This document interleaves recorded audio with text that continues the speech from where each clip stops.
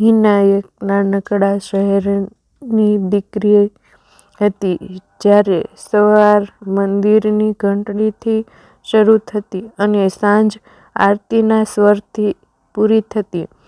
તેના પિતાજી શાળામાં શિક્ષક હતા. શિસ્ત અને ઈમાનદારીના પ્રતીક.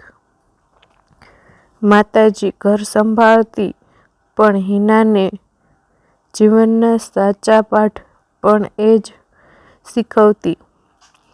ધીરજ, પ્રેમ અને આત્મસન્માન. હિનાને પુસ્તકો સાથે ખાસ લગાવ હતો. જ્યારે પણ મન દુઃખી થાય, તે શબ્દોમાં શાંતિ શોધતી. કોલેજની લાઇબ્રેરી એનું મનપસંદ સ્થાન હતું. એ જ લાઇબ્રેરીમાં એક દિવસ તેની મુલાકાત થઈ આરવ સાથે. આરવ અલગ જ લાગતો. ઊંચો અવાજ નહીં, દેખાવમાં સાદો, પણ તેની આંખોમાં એક અજીબ શાંતિ હતી.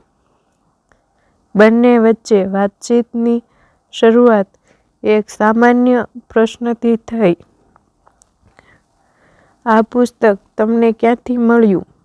એ પ્રશ્ને મિત્રતાનો દરવાજો ખોલ્યો. દિવસો જતા રહ્યા.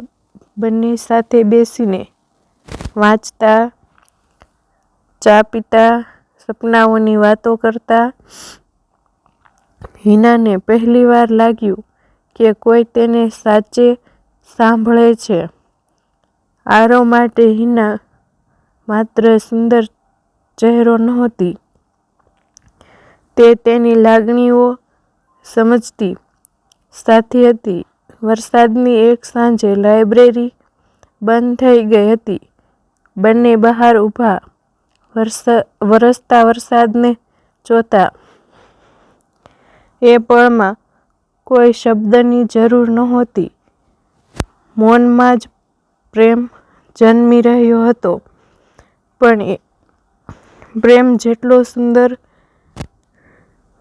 જીવન એટલું જ કઠિન. આરવને મોટી કંપનીમાં નોકરી મળી. દૂર શહેરમાં ખુશી સાથે ભય પણ આવ્યો. વિદાયના દિવસે સ્ટેશન પર રહી. હિના બોલી ન શકી. આંખોમાં આંસુ, હૃદયમાં પ્રશ્નો. "હું પાછો આવીશ," આરવે ધીમે કહ્યું. "મારા સપના અને તારા માટે." અંતરે સંબંધને અજમાવ્યો. ક્યારેક ફોન ન લાગતો, ક્યારેક સમય ન મળતો. હિનાના મનમાં શંકા આવી, પણ વિશ્વાસ વધુ મજબૂત હતો. તેણે નક્કી કર્યું, પ્રેમમાં પોતાને ભૂલવું નહીં. હિનાએ આગળ અભ્યાસ કર્યો, નોકરી શરૂ કરી. તે હવે માત્ર કોઈની રાહ જોતી છોકરી નહોતી, પણ પોતાના પગ પર ઊભી સ્ત્રી હતી.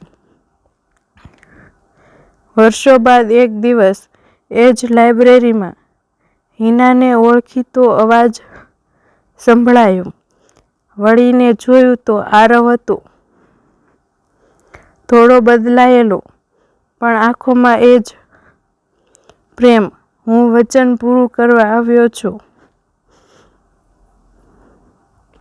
તેણે કહ્યું. એ દિવસે કોઈ મોટા શબ્દ નહોતા, કોઈ દેખાડો નહીં. માત્ર બે હૃદયો જે દરેક પરીક્ષા પછી વધુ નજીક આવ્યા હતા.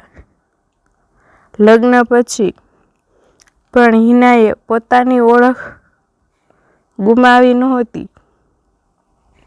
આરવે પણ તેને આગળ વધવા પ્રોત્સાહન આપ્યું. તેમનો સંબંધ માલિકીનો નહીં, પણ સાથનો હતો. હિનાની કહાની એ શીખવે છે કે પ્રેમનો અર્થ માત્ર સાથે હોવું નથી, પણ એકબીજાને વધવા દેવું છે.